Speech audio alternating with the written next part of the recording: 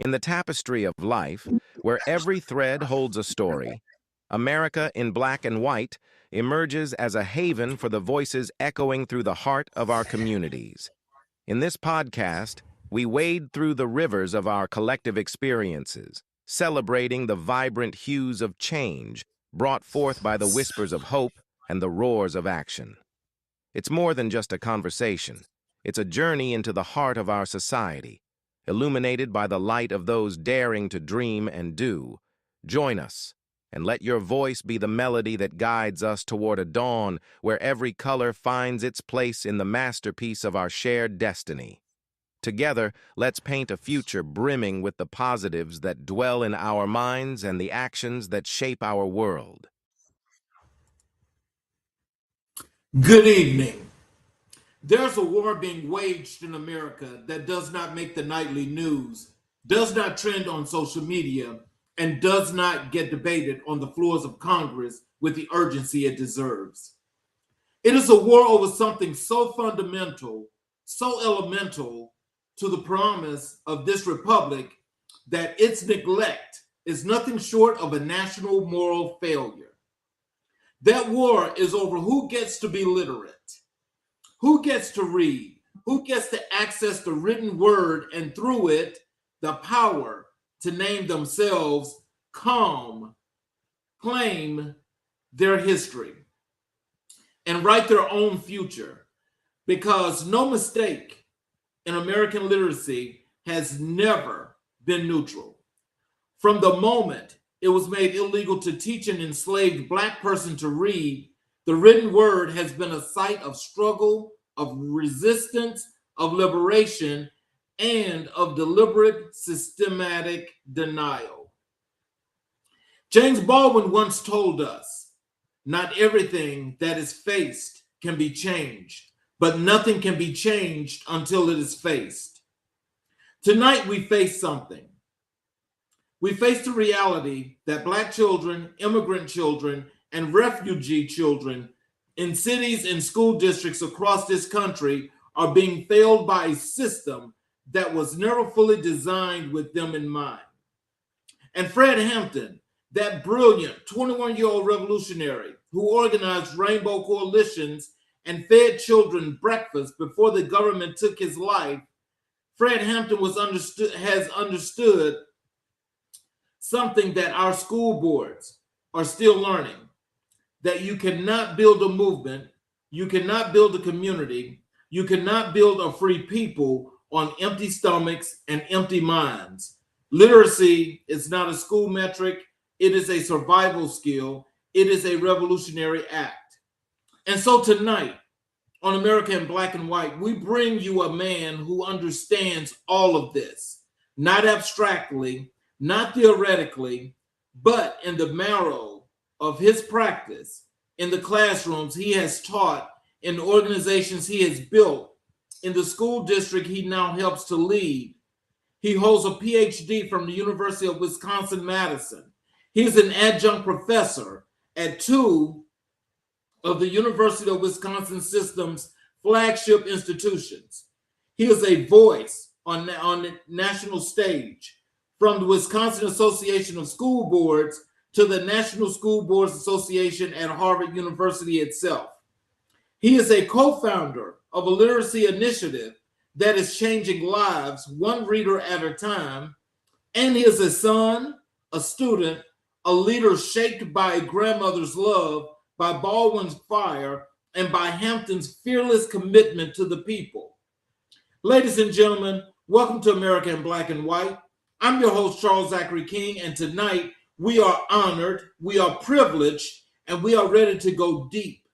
Please welcome the Assistant Superintendent of Instruction for the Oshkosh Area School District, co-founder of Read More Oshkosh, educator, scholar, and community leader, Dr. Samuel Coleman. Wow, Mr. King, that was a powerful introduction. Thank you for laying the groundwork and certainly for the opportunity to be here tonight. It's an honor. Well, I thank you, and I'm glad that you're here because education is one of the things that we like to focus on the most because we really like to make sure that when it comes to education and teaching our kids for the future, it means more than we could ever imagine. That's right.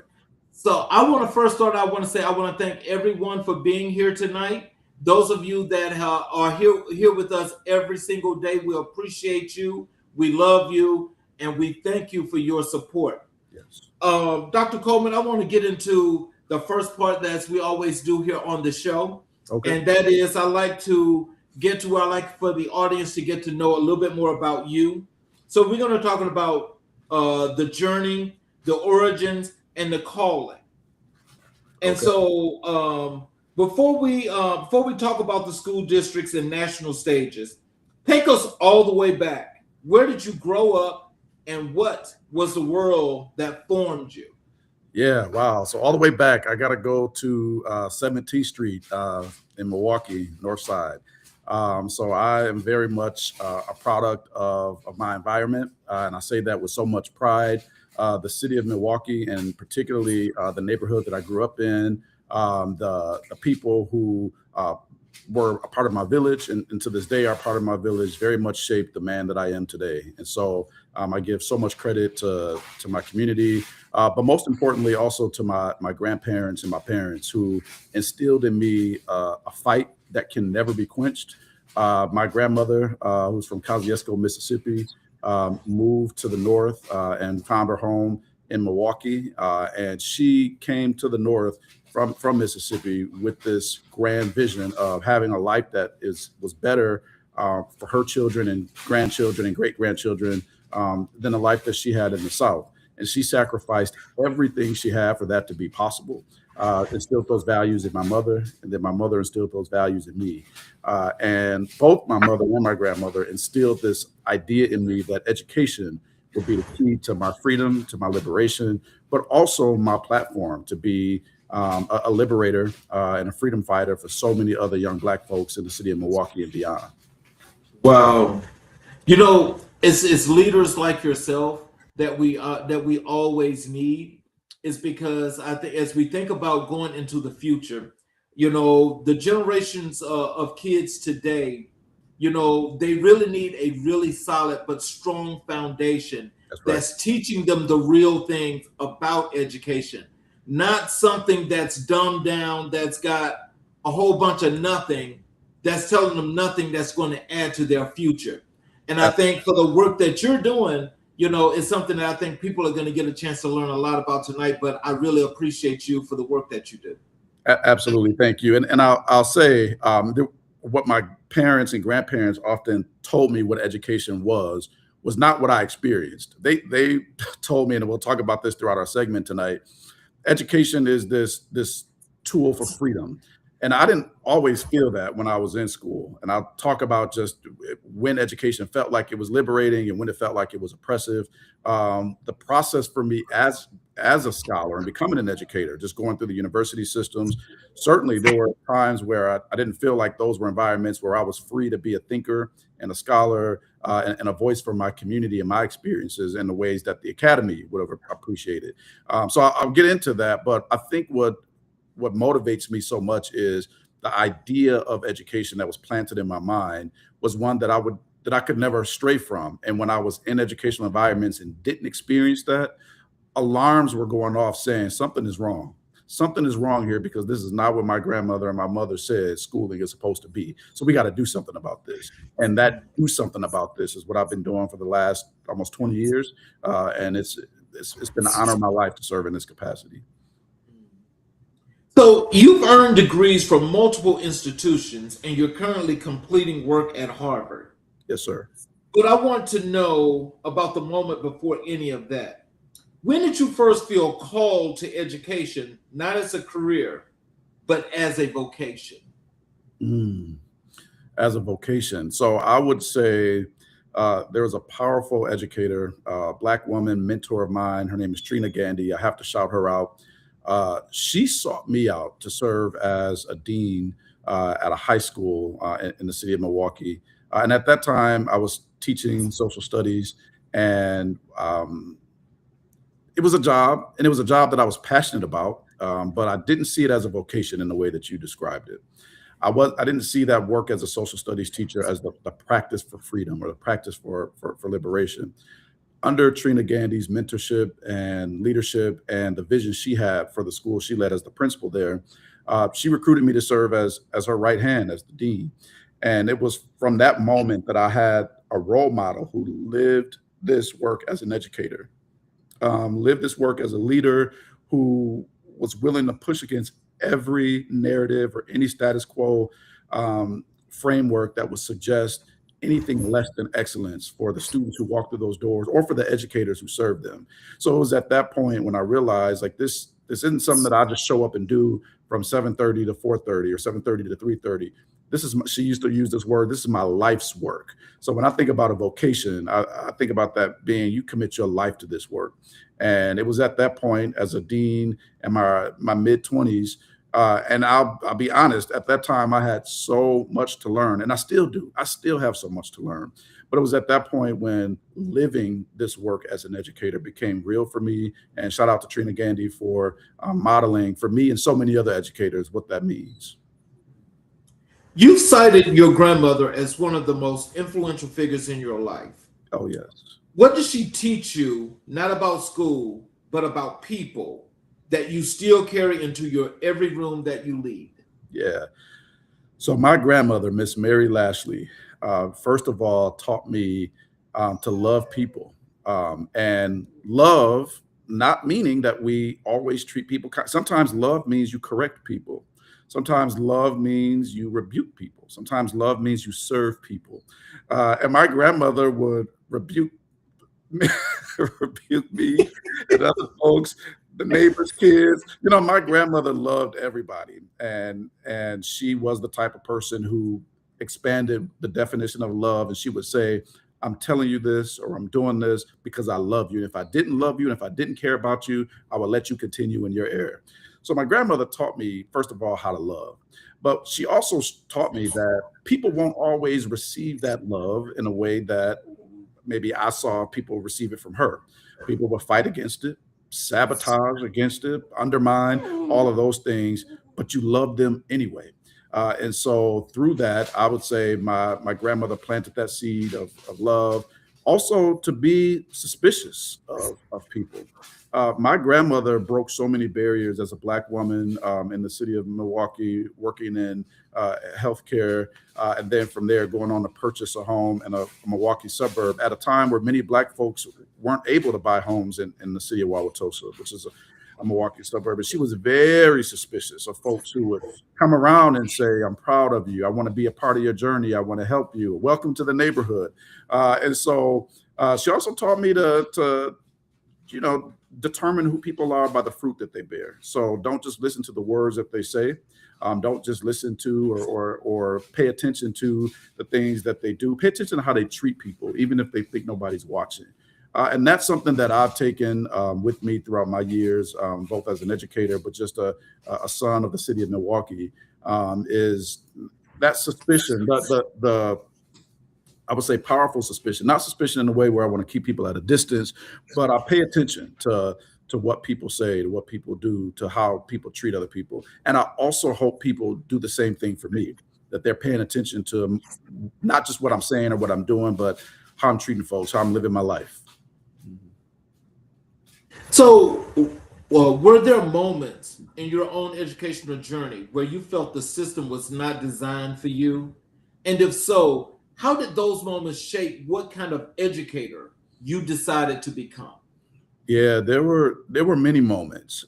So the thing is, when I was a student, how I wrote, how I carried myself on the page was not how I presented myself outwardly. I was the kind of person who people would see me and say, like, oh, there goes trouble. And I probably should have sent you a couple of pictures when I was a teenager for you to feature this. But how I appeared to people was very much not, it was not the identity of a scholar. People would have probably classified me like as trouble. And so when I would write, when I would submit projects, I was always accused of cheating or plagiarizing or having my older sister, who's much smarter than me, having her write my work for me. And that wasn't the case, but it to me, it began to show me that blackness and brilliance, if it didn't look a certain way, it was always going to be suspected as less intelligent or treated as less intelligent, if not packaged in a certain way.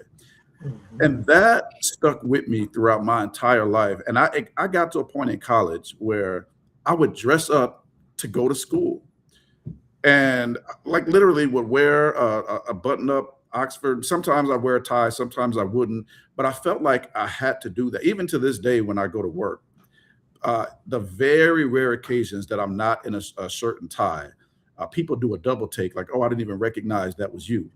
But it was I had to take on this image. I felt like, and I'm recovering from this, but from those early ages, always being second guessed because my intelligence on paper didn't look like what people were seeing in this black body that I live in and exist in.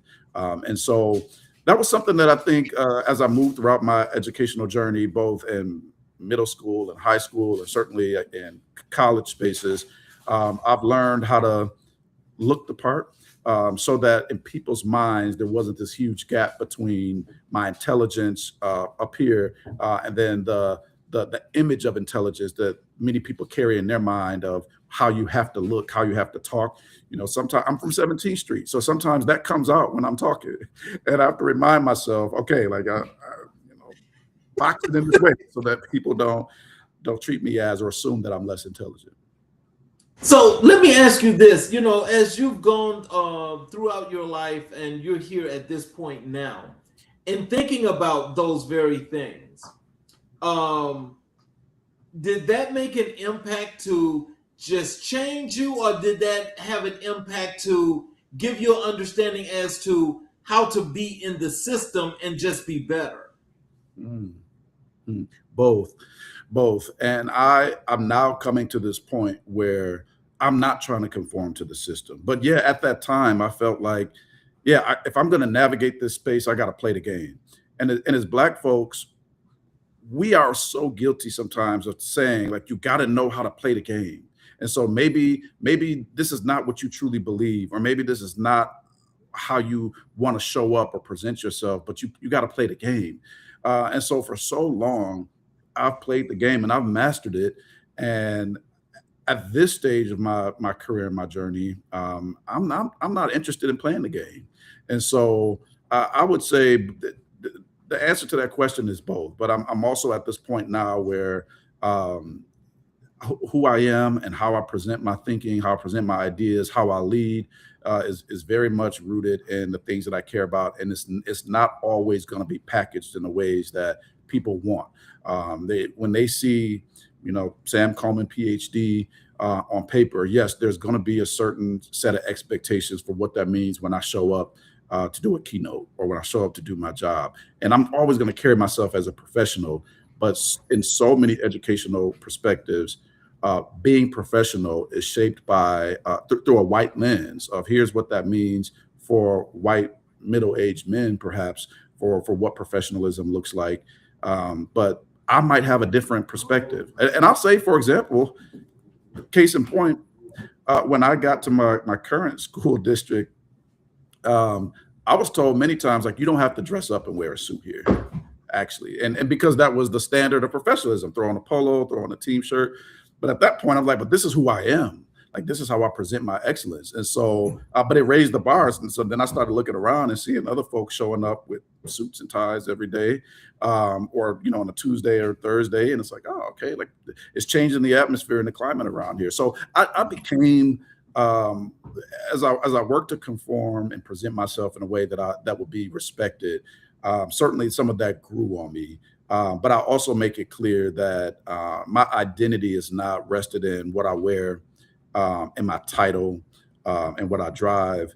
My identity is rested in what I believe in and what I fight for, and this vocation that I've committed myself to. Wow. That right there, that's setting the standard. That's impactful, because that means that you were what you wanted to see, and you started to see who you were in those other people. Yep. So, did you ever have to have talks with these individuals, or was it just one of those things that once they understood that this was you, they just started to do this? We definitely had talks, and so I'm the only Black administrator on the executive team in my school district, and we have conversations about identity. And I certainly feel accepted, and I feel like a sense of rightful presence where I serve. But I do get asked sometimes, why do you show up in this way? Why, or you seem so uptight, like just loosen up a little bit. But it's that suspicion though that my grandmother planted. Sometimes it's like I gotta be like I gotta watch my back. But also just I'm presenting myself in this way because this is who I am. So we have those conversations, but I'm fortunate to serve with the team and work alongside people who are curious. And they ask some of these same questions that you're asking me. For the first time when I got to the Oshkosh area school district, my colleagues and community members asked me some of these same questions. Tell me about your journey. Because they hadn't, I'm new to this system, and not just me as a person, but what I represent, what I stand for, the angle that I lead from. And so people are certainly curious, and I appreciate being able to respond to some of those questions with both action and in conversation around here's what I stand for, here's what I care about, here's why I lead in this way. And maybe it comes across as strong, or maybe it comes across as uncompromising or unyielding, but it's because I believe this work is so important. And I don't think education is just about depositing information into kids' heads, and then if they say it back to you, then they've demonstrated some competence. I believe that if we reduce education to that, it dishonors what my grandmother told me education is. This is supposed to be a practice of freedom. This is supposed to be liberating. But people didn't hear that. People weren't talking about that education in that context here in Oshkosh before I got here, with education as a tool for liberation. And so I appreciate being able to engage in those kind of discussions and hopefully raise the bar and raise the standard beyond how people dress, but also I want them to think about this work in that same way. So, literacy is at the center of your life's work. Yes. When did you first understand personally, visually, that literacy was not just a skill, but a form of power? Yeah. Well, I didn't know it at this time, but when I looked back at when I was a elementary student, I've always loved reading. But I was one of three Black students in my class in my elementary school through fourth grade, and it was for some reason assumed that I couldn't read, and I always loved reading. So during my recess times, instead of being able to go out and play with my friends, instead of being able to um, do the things that everybody else was doing in recess, playing basketball, right? And I had to go to this reading van, and I didn't mind because again, I loved reading. So, but Right. I noticed like, why is this woman coming to get me out of the class, out of the fun classes, to go practice how to read as if I don't know how to how to read. I don't know this stuff. But eventually I was like, fine. I mean, I like it. So I mean, I like reading, but I noticed the opportunities I was missing out on because there was an assumption that I couldn't read. And some of those opportunities, being able to learn how to play an instrument or go into art class or being able to just exert energy by running around. When you don't have the ability to read, though, and that happens even today when we think about when the literacy intervention blocks occur, students who need this additional support, it comes at the expense of another passion or another outlet or another interest that they might want to pursue in many cases. And so I didn't know it at that time, but as I've gotten older and I've realized how much opportunity people don't get access to, not because they're getting literacy help, but because they don't have the literacy skills to be able to access those opportunities. So I personally, when I think about all the doors that have been opened for me, it's because of my command of the English language, my ability to write contracts, read contracts, write MOUs, um, interview well and present my ideas, conduct research and present that research. I've had so much opportunity, and all the doors that have been open to me, I believe it's a direct reflection of my ability and my strengths in the areas of literacy. And people who are just as intelligent as I am, or more intelligent as I am, but don't have the strong command of the read, the spoken, the written English language, they have a very different life trajectory and a sense of confidence, or even a sense of belonging. You know, I've so many people, like, I don't experience imposter syndrome when I go in places. I'm like, oh, I'm supposed to be here. I belong. Right?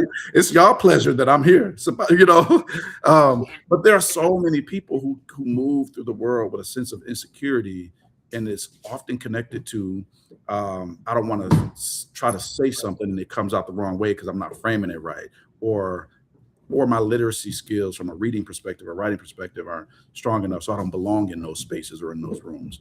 And so many brilliant leaders who I've mentored and who I've worked with over the years, who absolutely belong in leadership spaces, they opt out themselves because they are concerned that they'll be mistreated, or that they just don't belong in those spaces, simply because the reading skills that they had a right to didn't get developed when they were coming up.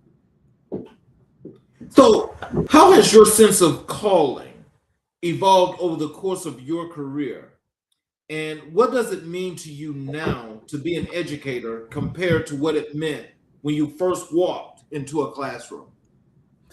Yeah, so when I first started my work as an educator, I saw myself as a mentor, as a father figure, as a big brother.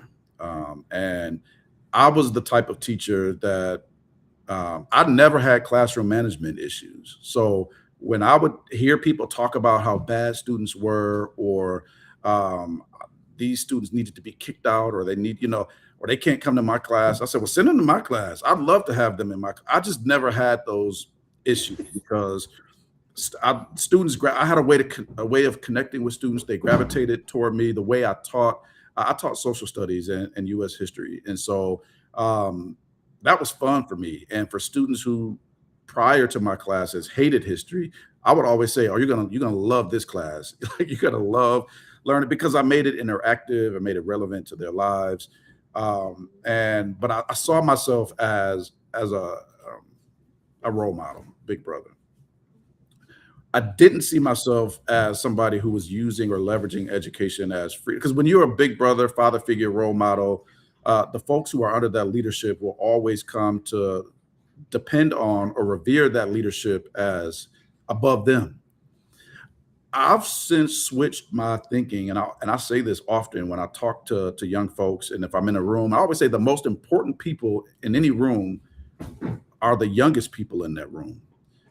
It's not the folks with all the titles and the accolades, the leaders, the big brothers, the OGs, actually the most important people in that room are the youngest people there, because they're going to inherit and either continue or destroy what we're working to build as the leaders and the OGs. So if we don't provide a space where they are able to fall deeply in love with who they are and appreciate who they are and respect who they are and become what their fullest potential would allow them to be, if we don't do that with intentionality, and if I don't do that as an educator with intentionality, I've set a situation up where everything I'm working to build could either be undermined, ignored, or disregarded. When I think about all the things folks like Fred Hampton and Malcolm X and all these leaders I can just name off, what they wanted for Black folks, if we don't know that and we don't buy into it, I bet they would be rolling in their graves right now when they look at the state of Black America. And not that they would be, because this is not what they wanted for us. But I don't believe that young folks came up under a liberation practice where they could take hold of what the dream was and the vision was and make it their own in a way that furthered their own self-determination and independence. So for me, I switched it up. I don't want folks to be dependent on me. I want folks to be committed to self-determination. And I've even reframed what self-determination means. Self-determination, I used to talk about, that this means that you are determined, you are gung-ho, like I'm going to accomplish something and nothing is going to stop me. And that might be true. But I've also expanded the definition of self-determination to mean you get to determine right now who you will become. So it's not about just being unstoppable. It's about being the architect of who you will be. You get to decide, you get to determine who you'll be. And if you don't determine that for yourself, this world will. James Baldwin wrote about that in his book, Fire Next Time, when he advised his 14-year-old nephew. And he said in this book, and I'll quote it, "You were born into a world that's spelled out with brutal clarity and in as many ways as possible that you are a worthless human being. You are not expected to aspire to greatness. You are expected to make peace with mediocrity." He was telling his nephew, this world is going to determine who you are if you don't determine it for yourself. And I'll tell you, they have determined at best you'll be mediocre. So for me, it's been about empowering and creating the conditions where young folks determine for themselves who they would be if they were to reach their fullest potential. And then they stop at nothing to achieve it. So I have to step back as like the unc or the big bro or the father figure, because people would call me, "Hey, you got $20?" Or, "Hey, can you help me do this?" Or, "Can I get it right?" Nope. I do got $20, but I'm not giving it to you. And here's what you need to be able to do to put yourself in a, and not that I won't help people. I'm generous and I love helping people, but I don't want them to become dependent on me. I don't want them to become dependent on any system or any structure. I want them to participate in community where they are contributing their ideas, their insights, their strengths, their excellence into whatever village or community that they find themselves existing in. And when they plant those seeds, if they have a need, they'll be able to draw from where they planted that. But I don't want folks to just exist and consume and suck up resources around them, and they don't have anything contribute to the world around them. And I think we're raising a generation right now where so many young folks are entitled. Just give me the newest phone, the newest video game system, the newest shoes, the newest outfits, and I don't have to do anything for it. Like, I'm just supposed to get it. And that's and that's not liberation. Liberation is, if you want that, let's make sure that you are in a position where you can have that and you go get it the right way. So that would be my shift, where I shifted from, being the person who wanted to be the answer, wanted to be the leader, wanted to be revered as the way maker for young people, to really saying my role is to walk alongside you and to make sure that you become everything that you were supposed to be, and even better than me. Two things here. First thing is Wednesday night, the show that I did was The State of Black America. Mm-hmm. And as you explained that, it's hard for a lot of people to hear that. Yep. But I so appreciate you for framing that the way you did, because I honestly hope that still, despite the way it's put out, that people understand exactly what it is that you're saying, because it was so true. Yeah. The second thing is, when you and I spoke, and I told you about the educators that I've had on the show, the Black male educators, and I don't want to just keep harping on this, but it's just the truth. For whatever reason it is, and if you can just tell us, mm-hmm. How is it that you guys are able to pull out and be so successful, impactful in your classrooms, where you have other instructors, teachers, whatever you want to call them, are always making this construment of a problem child? I have to think and attribute that to the women in my life, and particularly the Black women in my life,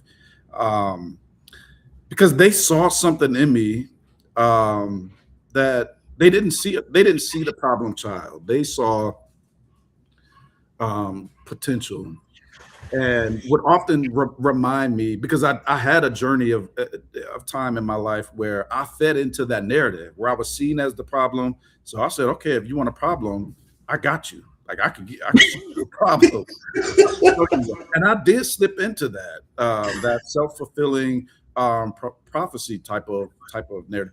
But I had women in my life. One, a former teacher of mine, Miss Sarah Looker, Tabia Jones, Denise Pitchford. I had folks in my life say, "You're better than this.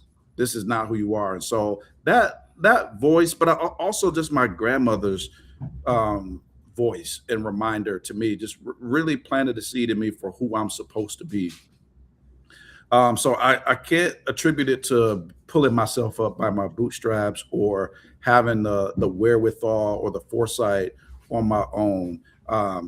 God sent some powerful women in my life along the way to remind me of the greatness that I have in me and to correct me, as I talked about earlier, that love that my grandmother had, that rebuke. And so I've gotten that along the way from people who I respect, from people who nurtured me, people who have just loved on me. And so they could give me the real and give me the truth in a way that I would say, yes, ma'am, you're right. Yes, ma'am. And I needed that. And I would say having that for me, and I know different people have had different experiences, but for me, that's been one of the most important aspects of being able to defy the odds. But again, I can't say I beat the odds on my own. I'm a part of. I have a circle of love that I'm a part of, that I belong to, and it's too many people to name, but they believe in me and root for me and hold me to a standard, and so do the young people who I can't let them down. So if I tell them what this educational experience and experiment is supposed to be, if I don't live that out, and they see me collapse or me fail or me falter or me become less than what I'm supposed to be, how does that give them something to look forward to?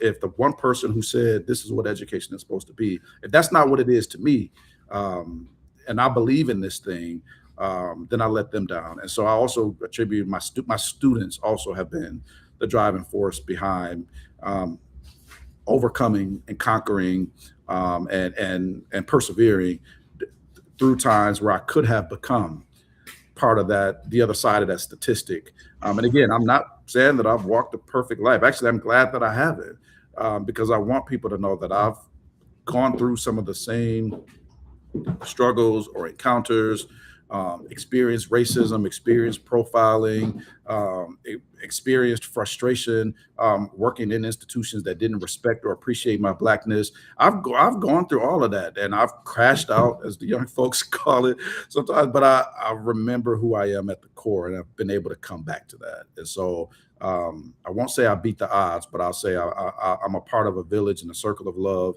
who has continued to lift me up during times or instances where I could have easily fallen through the cracks.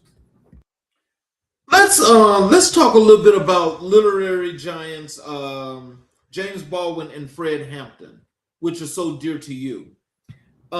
James Baldwin once said that the purpose of education is to create in a person the ability to look at the world for themselves. That's right.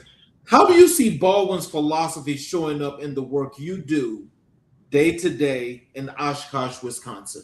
Yeah. Well, I ask young people who they want to be and who they're supposed to be in the world. And I ask that over and over again, because most times, the first time they're ever put in a position to think about that is when they're hearing it from me. If you were to consider why you were put on this earth, why are you here? And if you don't accomplish what you were put on this earth to accomplish, what are the consequences of that?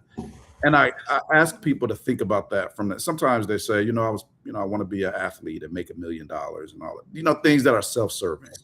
But I ask them, do you really believe that you were put on the earth for that? Like, look at the world around you and think about, what does this world need and what can you contribute? What do you add to this world to make it a better place so that it's better than how you found it? And I just believe in being able to leave any environment we go into better than how we found it. But we first got to be able to see it for what it is. We got to be able to see it for the good, the bad, the ugly, what's possible, what has failed, what hasn't worked, what might work. We got to be able to see it for all of that. And we have to be able to see our place in that, our rightful presence in that. And so I would say when I show up here in the Oshkosh Area School District, I unapologetically name and articulate what this world and what this space is around me for the way I see it. And other people may not see it in that way. They may say, this is a utopia. This is this great place. And Oshkosh is a beautiful city. I chose to be here. But we are not by any stretch at the very best we can be. And we have to be able to acknowledge that and figure out what's my role, what's your role, what's your role. How do we get to become the very best that we can be? And so that's a question that I pose when I work with other leaders, whether that's on the city council or other educators or entrepreneurs who are thinking about ways to make this community better. I'm grateful to be respected as somebody they go to and just say, tell me am I seeing this the wrong way? And I say, no, I'm not saying you're not seeing anything in the wrong way. This is your perspective. This is your lens. I will offer you another perspective to think about, but we got to be able to see for ourselves the situations we're in. And that's what James Baldwin was getting at, is a seed will be planted for you and to tell you how. We see that happening right now in America, and I won't get into too many details, where we could see something with our own eyes, and another narrative will say, oh, that's not what you're seeing. No, you need to be able to see for yourself what's happening. Don't be deceived and told that what you are looking at with your own eyes or what you're hearing with your own ears is not what you're seeing or hearing. And so I call those things out, and for whatever reason, people seem to respond to it in a productive way. So as long as that continues to be the case, I'm going to continue to do that. Baldwin wrote across genres, essays, novels, plays, always with this fierce, loving insistence on truth. Yeah. As an educator, how do you use that kind of intellectual courage as a model for your students and the teachers you train? Yeah.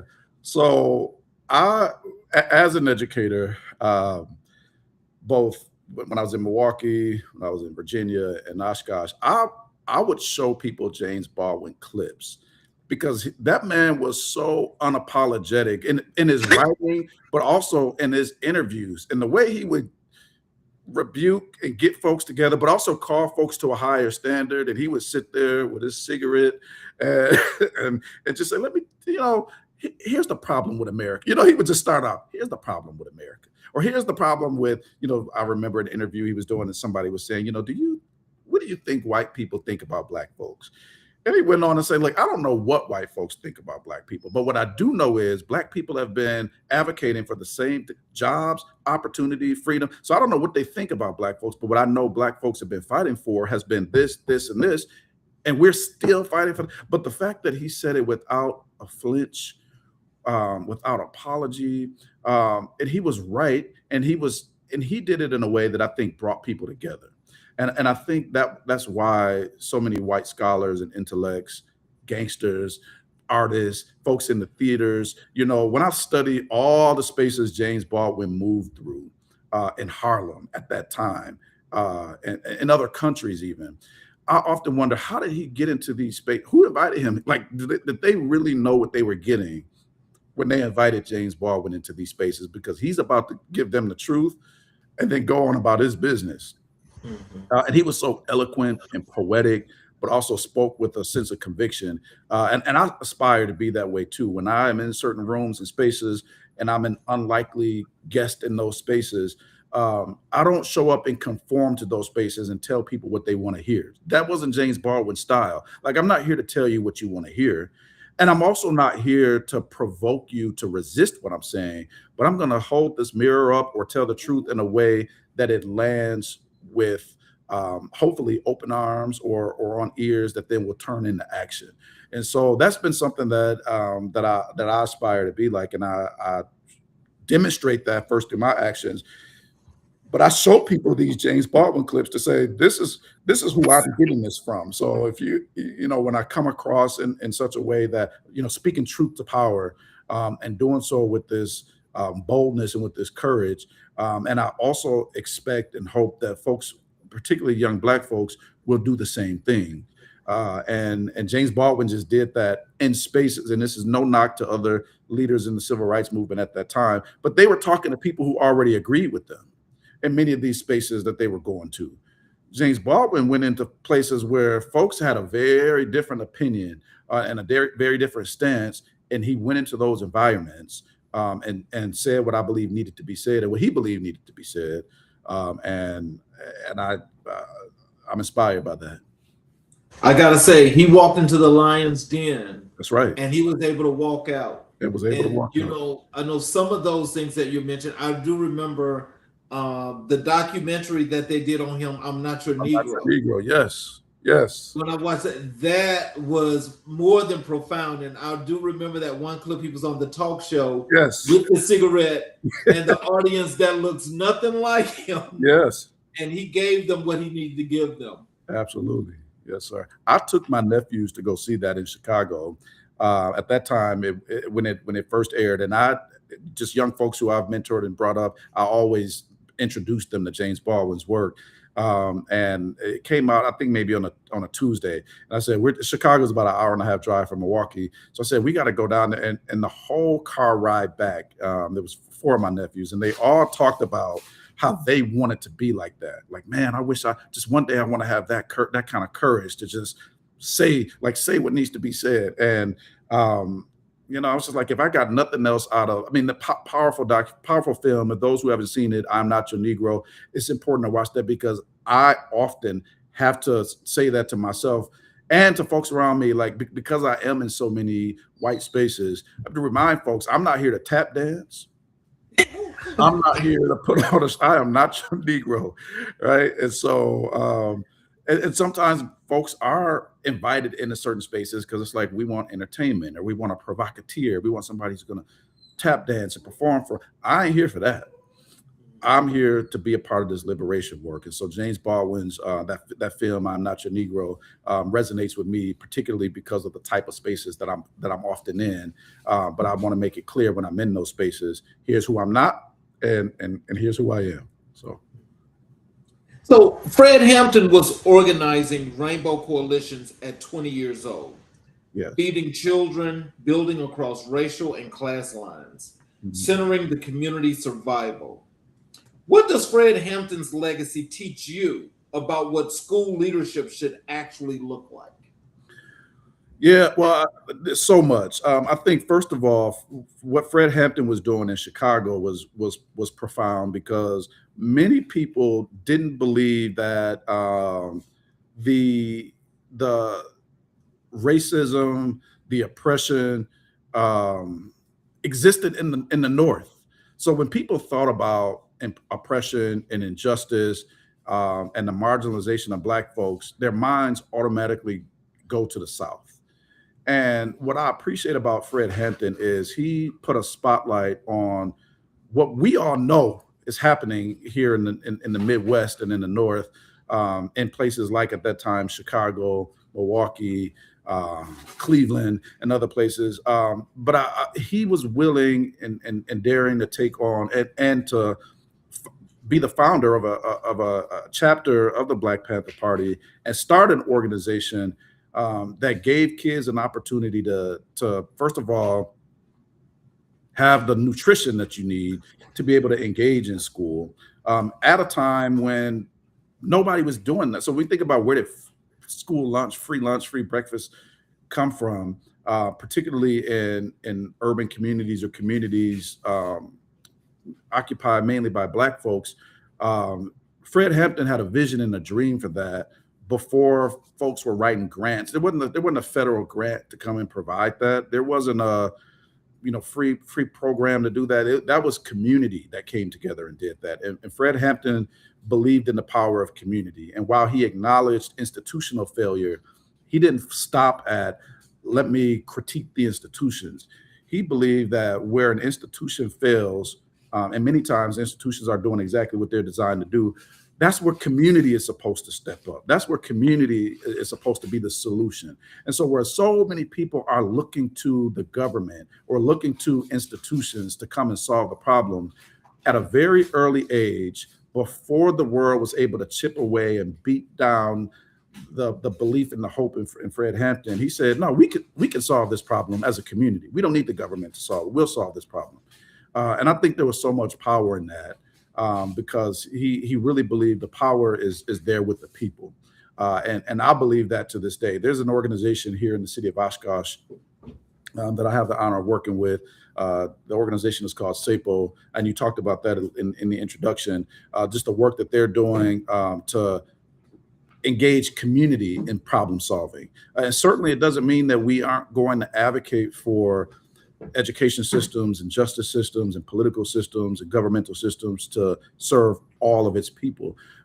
But that work is going to take our lifetime, the next generation's lifetime, the next generation's lifetime. So what can community do to be a solution or to intervene right now? Fred Hampton believed in that. I certainly believe in that as well. And I have a lot of critiques, probably too much to talk about in this show right now, around where I don't believe government is ever going to be effective in intervening. And that's where we need community to step in. And Fred Hampton modeled that. And unfortunately, he paid the price of his life for that. But I believe his life will be in vain if we don't carry on that vision to say, people need to be part of the solutions here in our communities. We're not waiting for somebody to come fix it. We're not waiting for somebody to come solve it. We can solve our own issues. And I live out the principles of Kwanzaa in that way, where we talk about just who we are supposed to be to each other and in community. We can solve our own problems, be our own solutions. So Hampton said, you fight racism with solidarity. In your work with Black immigrant and refugee students, communities that are sometimes positioned against each other, how do you build and sustain that solidarity across difference? Wow, I don't know. I don't know, because that's still a work in progress. But what I will say is, when I talk to folks who here in Oshkosh, who we all, for the most part, we all want the same things. We might have different information about how we got here or why we're in this position. And I think that's where a lot of division comes into place, where folks get caught up or they fixate in how we got to this place. And I'm very aware of America's history. I'm very aware of the foundation on which this country was formed, where literacy was illegal for Black folks. And that wasn't just in the South. And so I'm very aware of the consequences of Brown versus Board of Education, where we lost thousands and thousands of Black educators, and our workforce has never recovered. But Black folks still represent one of the smallest demographics of educators and educational leaders in America's public school systems. And I have no disillusion that was a consequence of Brown versus the Board of Education. But what I have come to realize is people don't have that information, or they think or critical race theory or studies of the actual law and historical facts divide people. So for me, it's like, all right, we don't need to, if talking about the origin, how we got here makes it difficult for you to engage and be a part of the solution, what do we want for our community right now? It's just like people who say, well, why do we have to celebrate Juneteenth? And I'm just like, well, do you say that when we ask why do we celebrate the 4th of July? You don't ask that question. But if that gets in the way of you being able to acknowledge, appreciating and respecting and wanting freedom for everybody, fine. Let's not start with Juneteenth. We'll come back to that later. We'll come back to it, but let's not start there. So for me, being able to start from places where people can get on board, that's been how I've been able to work across differences, where meeting people from a starting point where they can engage. And so what I found is people here in Oshkosh, people in Milwaukee, people across, we want and we believe that everybody has the right to read. So if that's where we all, now people might have different opinions for why we see these disparities in reading. And Wisconsin has one of the widest gaps in achievement as it pertains to reading between Black and white students than anywhere else in the nation. And I believe that is a solvable problem. But I'm also not disillusioned to that. That is not because Black folks wake up and say, I don't want to read, I don't care about reading. When we have that type of outcome for so many years in a row, that is a outcome of a system or a set of systems. And whether or not I can get people to agree with that is not my fight anymore. My fight is, do you agree that everybody has the right to read, and that particularly Black folks and immigrant folks and students with refugee background are not reading at the same level as their white peers, and that is a problem? Do you agree that that's a problem? And most people will say yes. All right, great. Do you believe there's a solution to that? Most people will say yes. All right. Would you like to be a part of that solution? That's where it's like, then that's like, well, I don't know. And then people will weed themselves out. And I think that's why when I said, I don't know, I'm still figuring that out, how to work across difference, because the people who want to be a part of the solution, they'll opt in and say, yeah. And the folks who stop at that point and say, well, that part I don't know, but then I invite them to think about, so if we don't correct this and if we don't solve this issue, what does that mean for this community? What does that mean for the future of this community's workforce? What does that mean for the vitality and the viability of this community, for opportunity development, for opportunity access, for like, what does that mean? And are you okay with that? Because if you opt out, you're not part of the solution. Let me just be clear. And I'm clear about that, like James Baldwin would have. If you don't want to be part of the solution, there's no neutral ground in this. So then you are part of the problem that we're trying to solve. So position yourself in this issue where you may. So I'm still working on that, though, and I will work with anybody across any racial, political, socioeconomic background, ability, whatever. I will work with anybody who wants to help make sure that all students, and especially Black and brown students, have the right to read, and they read at the levels at which would give them access to opportunity. And whoever wants to be a part of that work, let's work. So both Baldwin and Hampton were met with institutional resistance, one by literary establishments, one by the United States government. How do you navigate institutional resistance to the kind of change you know is necessary in education? Yeah. Well, let me start with how I used to navigate it and where I am now. So I used to navigate that resistance by fighting against it and calling it out. And that was my way of saying, like, all right, see, that's what I mean. Here's the racism. Here's the example of institutional racism. And by being able to spotlight and call that out, I had hoped at that point that more people would say, yeah, like this is racist. Like, this shouldn't be happening. But what I found was, it was like, I don't know if that's racist. That might just be one person, or that's a one-off, or so being able to talk about institutional racism. So we talk about Fred Hampton and James Baldwin's institutional oppression and racism that they encountered and navigated. Me calling out what I see and what I know is institutional racism was not helpful. What has been helpful, though, is to lay out facts, just lay out data. As a researcher, and part of my PhD, my dissertation work was looking at schools who have these missions around justice and equity, and even strategies to close gaps in achievement, or they're receiving money from the government to close gaps in achievement. Are you really doing that?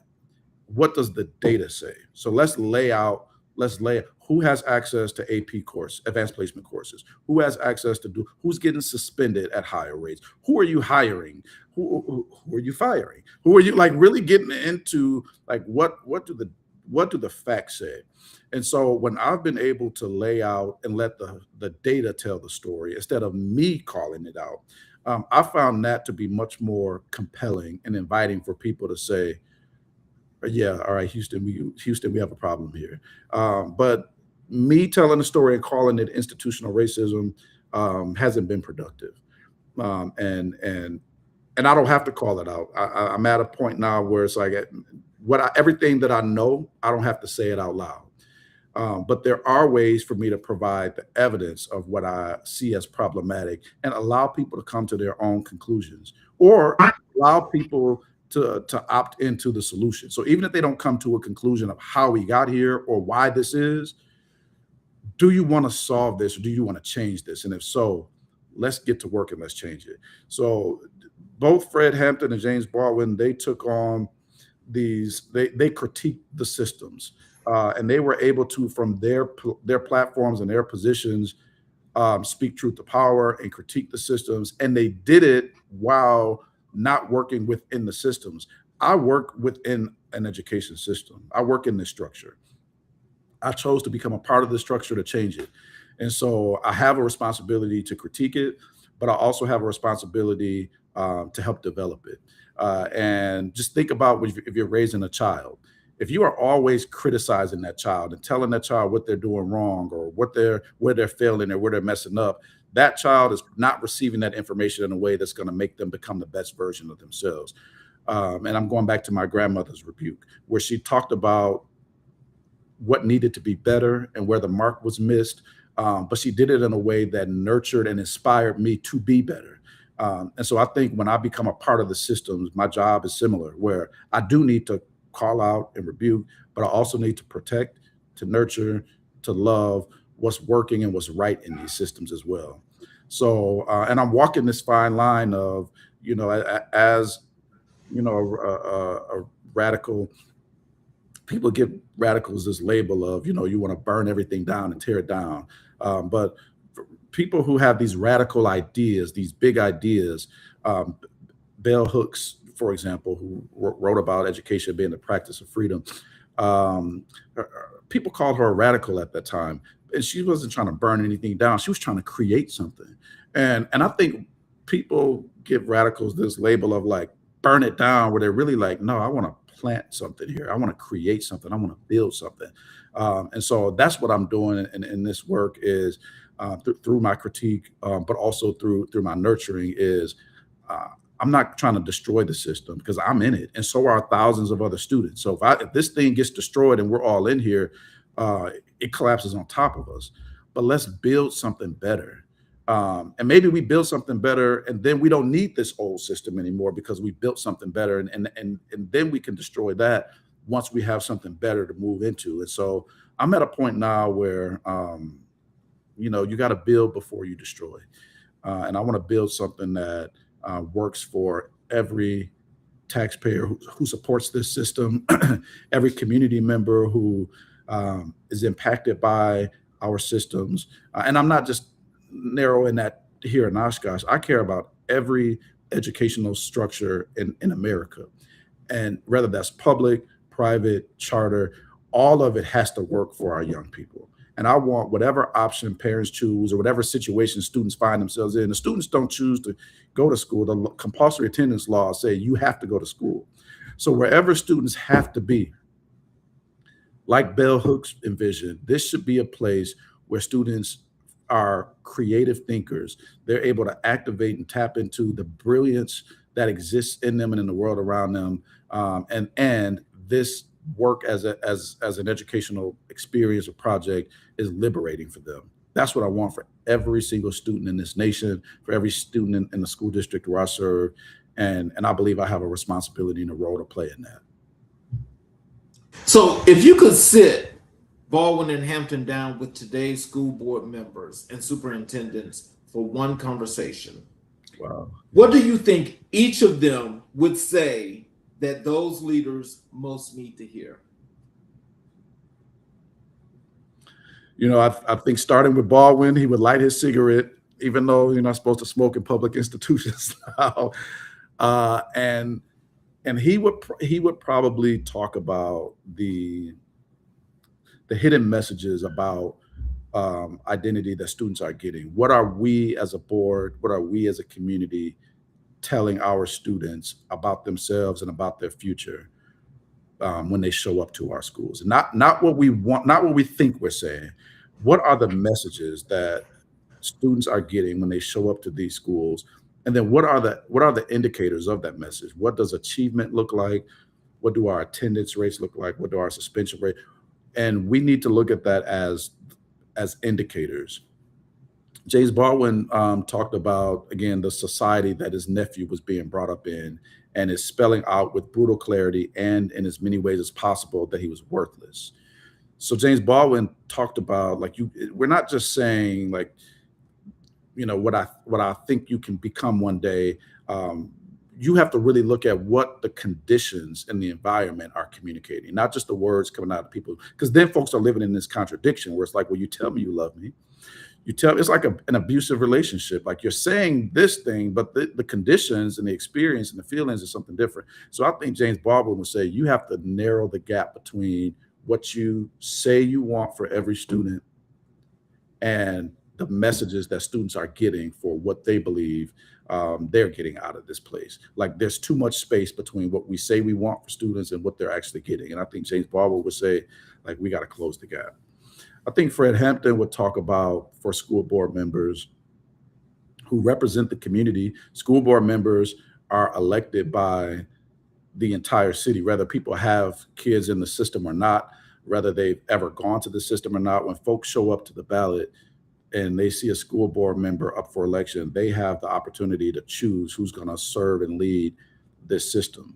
And I think Fred Hampton, who was so community minded, will probably remind our board members of their responsibility to the community, and remind them of the role that, as elected leaders in our community, the role that they have to play to be the solution to some of our community's risks and challenges that we face. And so many school boards across our nation function in a way where they have one employee, and that's the superintendent. So the school board members, they supervise the superintendent. And that is what the laser focus often becomes.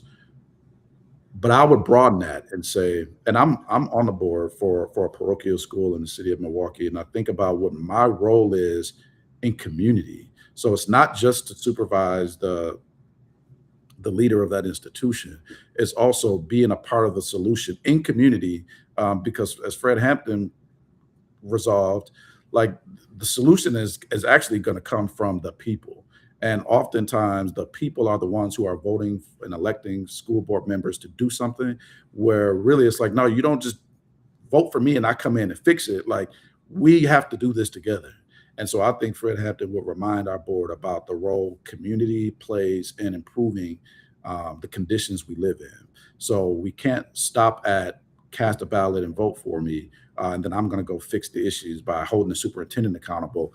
It's, once I get in this position, I have a responsibility to engage, to invite, to exist in community with the constituents of this community, so that we can improve the conditions our students learn under, that our teachers teach within, that our leaders lead within.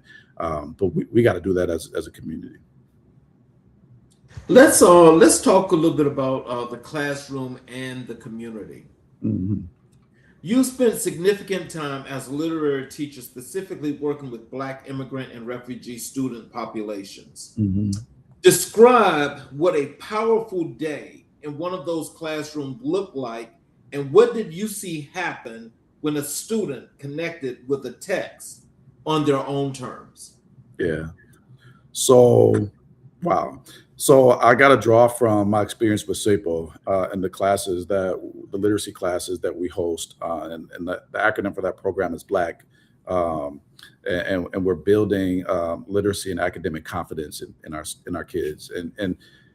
And when students showed up, when they come to this class on Tuesdays and Thursdays, usually get there around 4 o'clock and they'll stay till 7. So this 3-hour window, and usually it's after they've had a long day in school, in the same schools. Sometimes the same people who I've heard educators say, these kids are bad, these kids won't learn, these kids can't read. I love the fact that I can say, there's nothing wrong with these kids. They're not bad. They want to read. They can read grade level text. And I experienced that with them. And I'm not saying everybody has that impression about our students, but I have personally firsthand heard that about certain students. And I said, oh, they're going to be a great candidate for this class I'm teaching. So I go find out who they are and invite them into this program. And when students come into that space, it's like magic. Brother King, we're supposed to end most of at 6:15ish. They refuse. Many times they're like, we can't stop reading. We can't stop here. Like, I got to see what happens next. And I'm like, come on, y'all. I got to get up early in the morning. Y'all got to get up early in the morning. But they get so deep into the text. And we use grade level text. One of the books we use is Dear Martin by Nick Stone. And this text examines so much of life and Blackness and current events in ways that the students connect to or that they're energized by, and they come alive both in the discussions they have, and the application of the lessons from the text, because we ask each other, and they ask me and I ask them, so what are the lessons from this chapter? Here's a reminder from this chapter. And how do you apply this? What would this look like in application tomorrow? Here's your reminder. And so as young folks are connecting to the text, to the characters in it, to the space where they respect the space, they take care of the space, they want to be there, they promote the space, they say, I know we're at our capacity, but can I invite my friend to come tomorrow? Can I invite my friend? Like, they want to be there. And it's because they feel loved, they feel respected, they feel successful. What Bell Hooks wrote about and talked about, what education is supposed to be, this space of liberation and creativity and authenticity. SAPO as an organization, they've created that. And I'm honored that they've invited me to come in and be an instructor in that environment. Because the students deserve, and I believe they deserve the credit. Like, I can't say it's what I'm creating. They have that brilliance in them already. They have that intelligence in them already. And it's my honor to be able to be in a space to see that brilliance on display, and to help create the conditions where that brilliance can come to the surface for our students. Culturally responsive pedagogy has become a buzzword in education circles. Yeah. But you've actually lived it. Yep.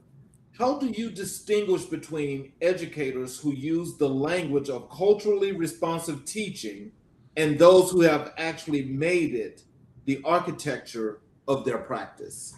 Yeah, shout out to Gloria Lanson Billings. She is the pioneer of culturally relevant teaching, culturally relevant pedagogy. She taught at the University of Wisconsin. I've had the opportunity to be a student of her teaching, to see her speak. And so I got to go straight to the source, Gloria Lanson Billings, who brought this idea of culturally relevant pedagogy to the scene in America's educational landscape. As she talked about living, like, culturally relevant pedagogy is not just a practice that you do in the classroom. It's how you think about students. It's what you understand about the strengths and the assets that they show up with, about the cultural nuances, that you have to put yourself in a position where you want to learn about that and get curious and ask students. Because I think the distinction is when many people have assumptions about culture and then try to teach from those places of assumption. Whereas Gloria Lanson Billings talked about learning, appreciating, respecting, valuing, and being curious about culture and identity, and experiences that students show up with, and figuring out how to make what the teaching and learning experience is relevant to that culture. And the only way that we do that is we engage the students in that process. So I, as an educator, as a Black man from Milwaukee, my idea about culture is limited to my lived experiences, unless I put myself in a situation, in positions where I immerse myself in other people's culture. Lisa Delpit writes about other people's children. Like, we got to get to figure out who's showing up to our classrooms, who's showing up to our schools, and what do they need in these environments. And if we ask students what they need, or they're showing or demonstrating to us what they need, it's our job to be responsive. So this is the part around, like, culturally responsive, culturally relevant. We then have to adjust our curriculum, our teaching style, no, we shouldn't have our desks set up in rows like tombstones in these classrooms when students show up. Like that ain't how kids want to learn. That's not how. So part of the culturally responsiveness, culturally relevant is what does the setup and the environment look like when students come in here and learn? Do we use music? Do we use poetry? Do we use call and response? Do we use art? Are students expected to contribute and demonstrate their own brilliance and knowledge, or am I the keeper of all the knowledge that I'm just imparting it into them? So Gloria Ladson Billings and her work around culturally responsive pedagogy talked about this isn't a practice that you do. This is this is who you become. You live this. I mean, and you talked about this earlier from a vocation perspective. So you have to live a sense of radical love for the people who you teach, the people who you serve, and that includes recognizing their culture, recognizing their identity.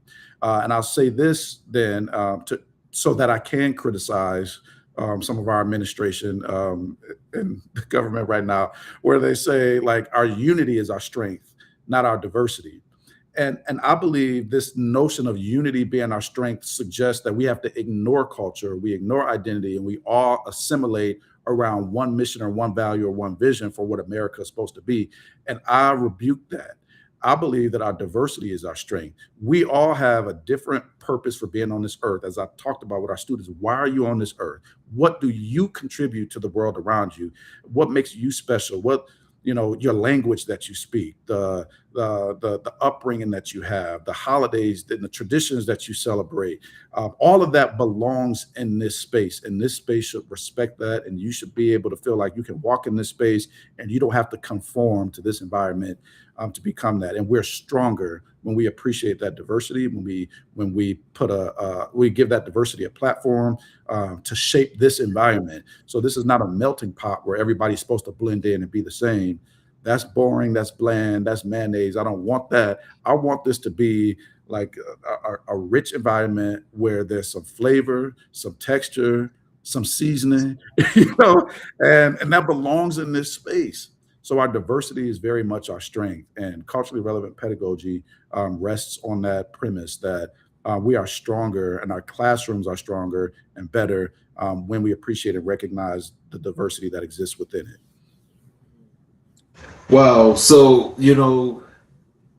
actually, I wanted to say that I think with that, I had a guest on that is doing some work with students. And he was talking about an innovative way in which he was working with students and he was doing it with art. Mm-hmm. And so as I listened to you explain this, and I know that there's so much innovation that I think teachers can use or instructors can use.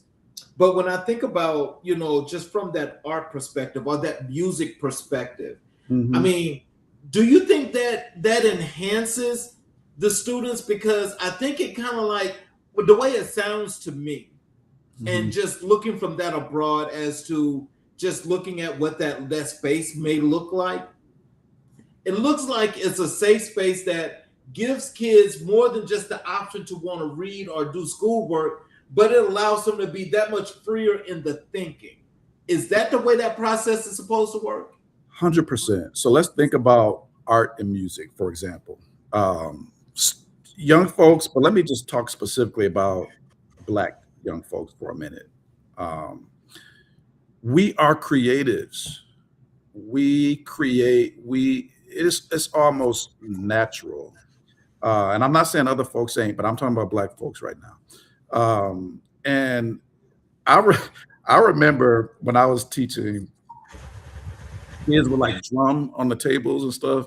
And I would stop them like, hey, stop drumming. As soon as I need a drummer, I'm gonna ask you to drum something. But for right now, I don't need you drumming. But they would like make beats and stuff on it, just out of nowhere, just break out and start making a beat. And eventually I said, you know what, I could use this. Because the kid asked me one day, he said, you said you was gonna let me know when you need a drummer. How come you haven't asked me yet? I said, you know what? You're right. And it was clear to me that he remembers information. He's musically inclined. He played the drums at his church. Like just music was his thing. And so he probably was that kind of kid that always had a beat going in his head. And so 100%, we need to be able to create space in our classrooms where for students who are musically inclined in that way, they need a beat for them to be able to, or a song to be able to remember, you know, what 9 times 9 is, or, you know, whatever it's going to be, or to remember the Bill of Rights. Go ahead, let's put it to a beat. Artists, students who, you know, paint, draw, create, build. Again, just going back to Bell Hook's work around education is supposed to be this place where we create. So I 100% believe that when students can engage their creative minds in the learning process, especially when they're learning how to read or learning how to do math or learning these theoretical concepts, it sticks. It has that glue when they're able to create something along with it, to be able to either demonstrate their understanding or to be able to develop their understanding. So I believe arts integration is a part of culturally relevant pedagogy, and it 100% belongs in every classroom, not just in our elementary schools. And I see that mainly in our elementary schools across, and I've been in classrooms across our nation. I see a lot of that creativity on display in our elementary schools. Then I get to middle school and high school, and it's like everybody's looking on a Chromebook or a slide deck that's on the board, and they're just sitting there passively engaged. And that was never supposed to be. That's not the vision for education as liberation, or education as a practice of freedom. To sit and look at the professor or the teacher demonstrate or show their knowledge or their packaging of the facts, and then we're supposed to just consume it. And Paulo Freire wrote about this in his book, Pedagogy of the Oppressed. Like, that is not what the design is. We're supposed to come in this environment and do something with this knowledge, create it, and then have some type of schema for how we apply this in the world around us. So I'm all about arts integration, music integration, poetry. You know, I'm in a fraternity, so, you know, Kappa Alpha Psi, shout out to the noobs. You know, if you could do a step with this, go ahead, like put a step with it, you know, whatever you need to do to build community in the classrooms, groups. If we need to create tribes within the classroom, and I think Black Greek fraternities and sororities help add to that, because it's like, yeah, we all have the same mission, but we do it from a tribal lens where it's like, this is our group, this is how we see it, this is our group, this is how we see it, but we all are going toward the same mission. We can 100% create that in classrooms. When I was a teacher, I had a step team in the youth fraternity, and the kids who folks said were the bad kids who needed to be kicked out, when they gave me the list, that became my youth fraternity. And they had no issues once they joined Strong. Shout out to Strong Hearts. You know, once they joined and became part of this community, they felt the sense of belonging. All of that, I believe, belongs in our classrooms, belongs in our schools, and it enriches and gets us closer to the mission of education being a practice for freedom. So look, I want to make sure I'm mindful of your time. I want to do. I got all night. Okay. I want to be mindful of your time. Yeah. So I want to do now a rapid fire round. All right. Okay. And so, you know, when I give you this question, I need the first thing that's going to come to your mind. Okay. All right. Are you ready? Let's go. The book that cracked you wide open, the one that changed the entire direction of your thinking. The Bible. James Baldwin's line that lives inside your chest, the one you keep coming back to. The very moment I thought I was lost, my dungeon shook, my chains fell off. One word to describe the state of Black education in America right now. Fire. The teacher who saw something in you before you saw it in yourself. Describe them in one sentence. Miss Looker was a deep believer in my potential. Classroom or boardroom? If you could only choose one for the rest of your career, which one do you choose and why? Classroom every day. Where the teaching and learning happens is what I'm passionate about. It's what I was put on this earth to do. I'm a teacher by trade.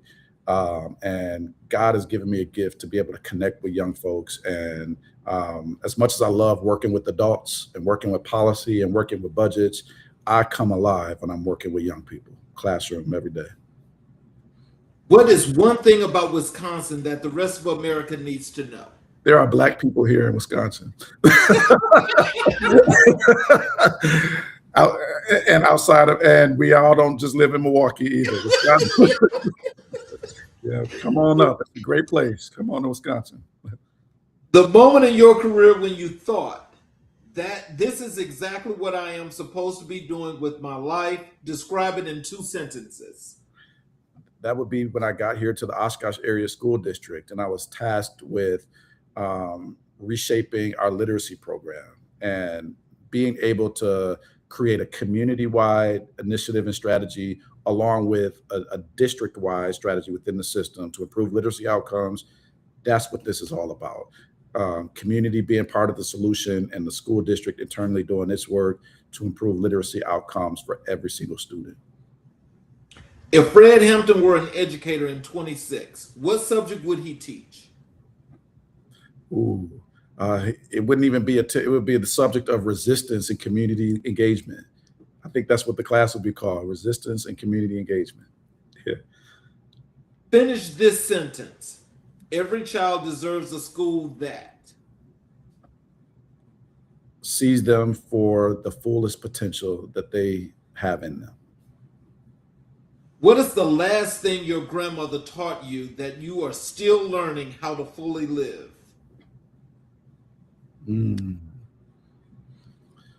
Yeah. Without getting emotional, my grandmother told me when I show up in spaces, my grandmother called me Mister. That was her name for me. And she told me to show up and be a proud Black man every space I go into. And I do carry that pride, but there are times where I question if my Blackness led in that space that I showed up in. But that was something my grandmother wanted me, even my license plates say it loud. So the number S8 loud, say it loud. I'm Black and I'm proud. Like that was my grandmother was, be proud of your Blackness. And I am. I'm 100% proud of my Blackness. And my grandmother wanted me to be sure to carry that into every space I go into so that other folks would see me and see the Black excellence that exists around us. And I think sometimes I show up in spaces and people see me as an exception to Blackness. Oh, you're not one of those, and I want to make sure that I show up in these spaces where I'm just like, no, we all have brilliance in us. I'm not the exception. I'm not different from the rest. Like we collectively as Black folks, we need to be proud of who we are, proud of where we come from and proud of where we're headed. So I'm still living that out. I'm still figuring out how to do that. And I probably will until the day I die. Well, we definitely going to have you back. Before, and in closing, what are some words of wisdom and encouragement you'd like to leave for our audience, as well as tell them how to connect with you via your social media, your website, any of those good things that you'd like for them to know? Yeah, best way to connect with me and stay current on the work that I'm doing is through LinkedIn. It's at Sam Coleman, PhD. Then you'll be able to connect with the work that I'm doing, some of the research that I'm a part of, some of the articles that I'm publishing. So LinkedIn would be the best way. I think words of wisdom, just going back to what's at my core, is literacy and education, particularly, it is the lever for opportunity. And it is not limited to just pre-K-12. Literacy and reading, I believe, is a lifelong skill that we should be able to use to access opportunity, but also to have fun. Reading is supposed to be joyful. It's supposed to be a release, a place that we can go to see ourselves or to see another part of the world or access spaces that only might exist in books for us right now. And I would just encourage everybody to read more. That would be my advice. Well, before I close, I'm going to need, do you have a couple of minutes that you can hang around after I close the show? Yes, sir. For those of you that have been with us throughout and watched the entire show, I appreciate you for being here, and thank you for being so supportive of the work in which we are accomplishing in all of our communities. So in closing, I want to say, for any of you that are watching on any of our channels, especially the YouTube channels, if you have not subscribed, I ask if you will please support us by subscribing to the channel, as well as enabling all notifications where you're able to catch the shows when they go live, as well as you're able to go back and watch all of the previous recorded content that we have created here for this show. So in closing with this wonderful monologue, tonight on America in Black and White, we sat in the presence of something rare, a person whose credentials are extraordinary, but whose character is the real curriculum. Dr. Samuel Coleman did not just answer questions tonight. He modeled something. He modeled what it looks like to be shaped by love, his grandmother's love. What it looks like to be sharpened by truth, James Baldwin's kind of truth. What it looks like to be animated by purpose, Fred Hampton's fearless people first purpose. He showed us that excellence in Black leadership is not accidental. It is built, it is chosen, it is returned to every single morning.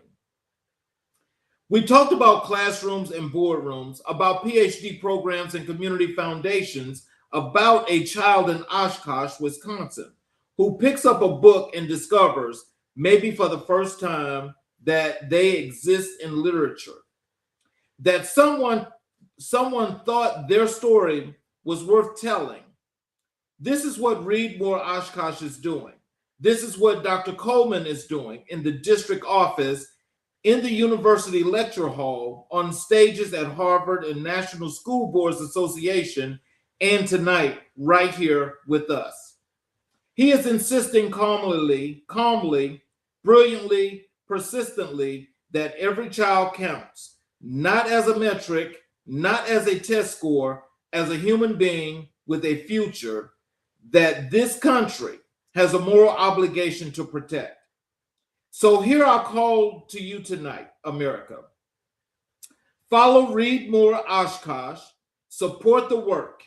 If you're an educator, take what you heard tonight back into your classroom tomorrow morning.